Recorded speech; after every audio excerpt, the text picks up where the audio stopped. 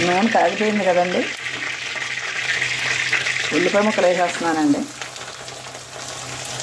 అంటే ఉల్లిపాయ ముక్కలు మెంతులు వేస్తేనే ఉల్లిపాయ పులుసు అంటారు, మెంతులు పులుసు అంటారండి.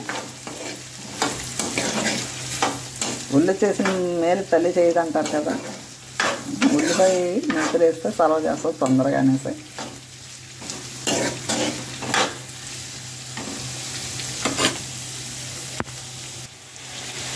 ఇదిగోనండి మెంతులు వేస్తున్నాను.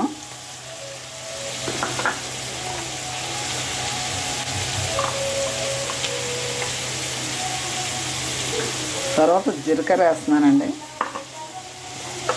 తర్వాత పచ్చిమిరపకాయలు వేస్తున్నాను.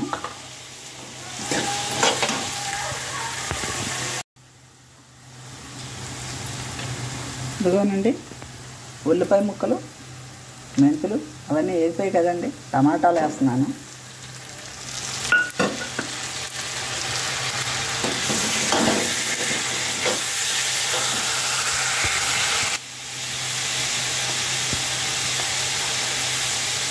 ఇదిగోండి సాల్ట్ కూడా వేస్తున్నాను, తొందరగా మగ్గుతుంది అనేసి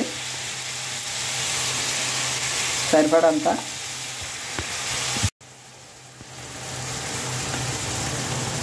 ఇవ్వండి ఉల్లిపాయ ముక్కలు టమాటాలు మగ్గిపోయాయి కదా,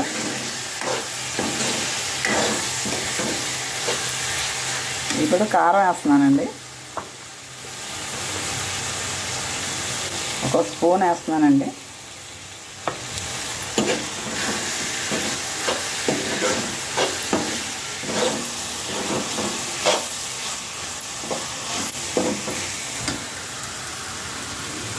తర్వాత చింతపండు పులుపు వేస్తున్నానండి.